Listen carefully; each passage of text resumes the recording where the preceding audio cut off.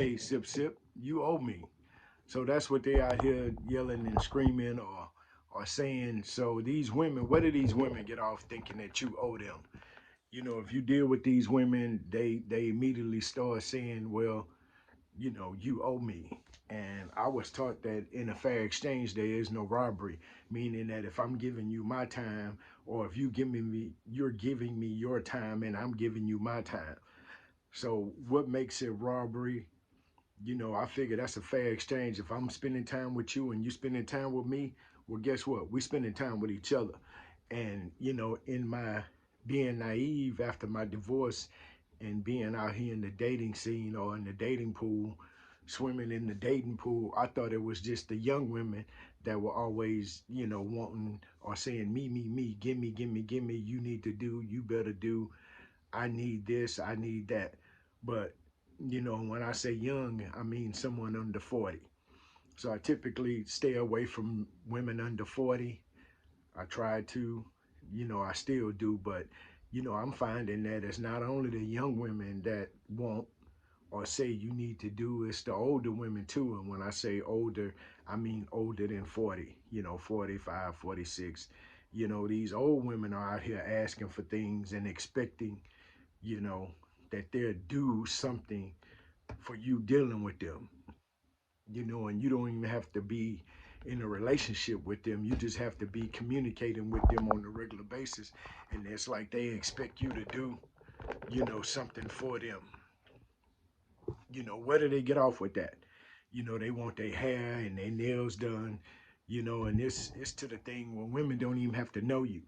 They even ask you at the bar to buy them a drink, which is crazy in my mind, you know, because I'm of the belief that if a woman doesn't ask for anything, then she deserves things that you want to do for her, not with the expectation or with her hand out.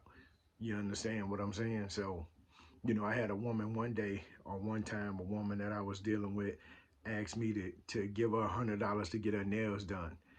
And she was shocked when I said no. So I hung up the phone. You know, I just hung up the phone. And then so when she called back, she was like, what happened? We got disconnected. I'm like, no, I hung up. And she was like, well, you're the first man that told me no. I hung up again. And so then when she called back, I said, well, guess what? I wanted to be the second man to tell you no too. So I told her no again. I don't invest in plastic and fake hair. So that's not one of the things I do. I try to invest, you know, the little money that I have, you know, but I'm not investing in hair and nails because it don't mean anything to me. I think the sexiest woman is the one that's her natural self. Now, I'm not saying all of this fake hair because I did another video. So, you know, I'm not saying that I don't, that all weave is unattractive, or I prefer a woman that looks natural. So she can have weave, you know, some box braids or these braids. Some of that is sexy. But I'm talking about that 36, 46-inch bundle. But then when you expect somebody to pay for it or get your oil change or give me some gas, like what were you doing before you met me? You know, you go out here and buy these expensive cars trying to front or be somebody that you're not and live above your means, and then you can't afford the oil change. Or if one of your tires go bad, you didn't know the tire was 200, almost $300. So now you looking crazy riding around with a spare.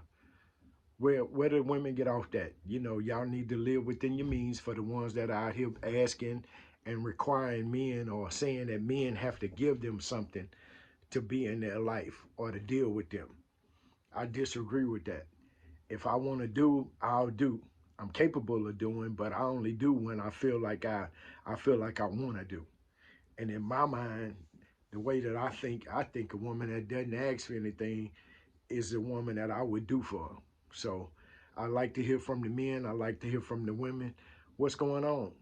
Are you such in a financial miss or financial bind that you can't do what you know you're supposed to do? That means you need to cut back. Because when I was growing up, we couldn't do it. My mama would say, hey, we can't afford that. We can't do that right now. So I don't know if this the new microwave society. Ding! Well, oh, your money is ready for your nails. Your money is ready for your hair. And then they want to go to these I thought a young man said something. But yeah, then they want to go to these restaurants that they normally don't go to, you know. Had a woman ask me one time, I want to go here to this particular restaurant. And it was a restaurant that I frequented. So I was like, well, what do you like to get? Well, I like the seafood, the shrimps. And I'm like, oh, okay. So that right there tells me that she didn't go to this restaurant. She just wanted to go on my dime.